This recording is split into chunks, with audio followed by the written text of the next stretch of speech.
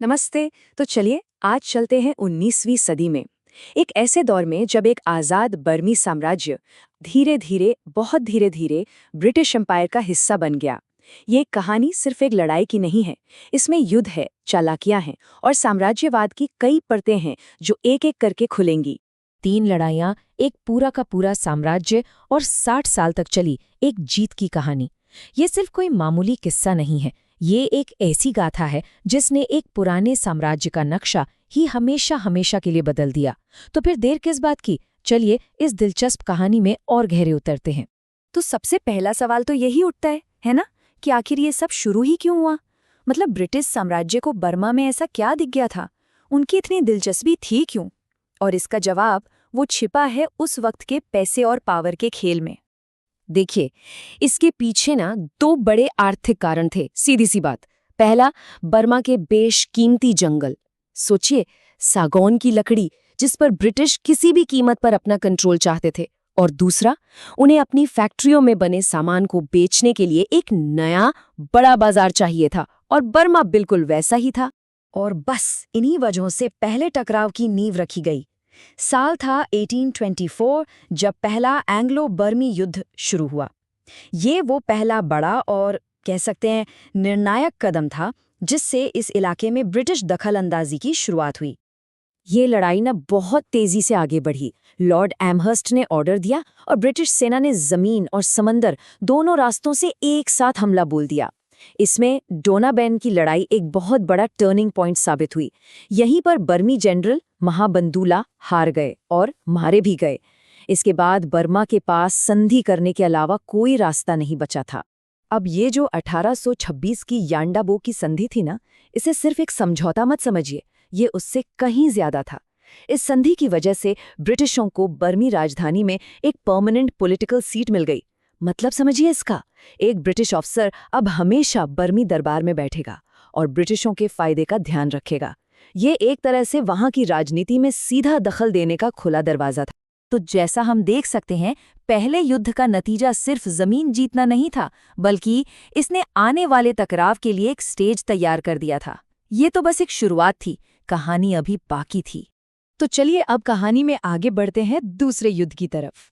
लगभग 25 साल गुजर गए और साल आया 1852। इस बार ब्रिटिशों का लालच और भी बढ़ चुका था। और इस बार लड़ाई की वजह क्या बताई गई? वजह बताई गई कि रंगून में जो अंग्रेज व्यापारी थे, उनके साथ बर्मी अधिकारी बुरा बर्ताव कर रहे थे। बस इसी बात को बहाना बनाकर ब्रिटिशों ने एक और हमला शुरू कर दिया। ये युद्ध हुआ लॉर्ड डलहौजी के अंडर और इसके नतीजे बहुत बड़े थे। मार्ताबान, रंगून, पेगू, ये सारे जरूरी इलाके अब ब्रिटिशों के कब्जे में थे। जरा सोचिए, बंगाल की खाड़ी का पूरा कोस्टल एरिया अब अंग्रेजों के कंट्रोल में था। एक झटके में बर्मा की समंदर तक पहुंच लगभग खत्म ही कर दी गई। और अब हम पहुंचते हैं इस कहानी के आखिरी और सबसे अहम मोड़ पर, साल 1885, तीसरा एंग्लो बर्मी युद्ध। ये वो फाइनल एक्ट था जिसने इस 60 साल लंबी कहानी को खत्म कर दिया। इस आखिरी लड़ाई की वजह बड़ी दिलचस्प है। हुआ ये कि बर्मी राजा थीबो ने फ्रांसीसियों को कुछ व्यापारिक छूट दे दी। अब ये बात ब्रिटिशों को बिल्कुल पसंद नहीं आई। उन्हें डर लगा कि कहीं फ्रांसीसी आकर उनके दबदबे को चुनौती न दे दें। और फिर जब एक ब्रिटिश कंपनी पर जुर्माना लगाया गया तो लॉर्ड डफरिन के लिए ये सीधी चुनौती थी। उन्होंने इसे अपनी सत्ता पर हमले की तरह देखा और फौरन सेना को राजधानी मांडेल पर कब्जा करने का हुक्म दे दिया। रिएक्शन बहुत तेज और डिसाइसिव था। जैसा हम देख रहे हैं, बर्मी राजशाही को खत्म कर दिया गया और पूरे के पूरे साम्राज्य को ऑफिशियली ब्रिटिश एम्पायर का हिस्सा बना लिया गया। एक आज़ाद मुल्क अब बस इतिहास बनकर रह गया था। 0, 0। 1885 के बाद एक भी आज़ाद बर्मी साम्राज्य नहीं बचा था। ये एक आंकड़ा अपने आप में पूरी कहानी कह देता है।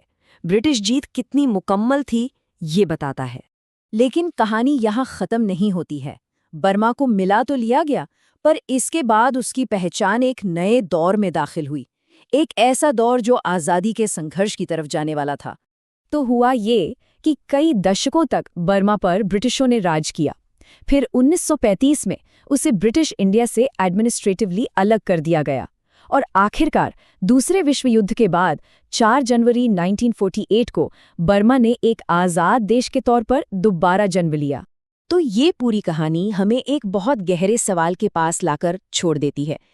एक साम्राज्य बनाने और उसे बनाए रखने की असली कीमत क्या होती है? जब एक देश जीतता है और दूसरा गुलाम बन जाता है, तो इसकी असली कीमत कौन चुकाता है? इस पर सोचना तो बनता है।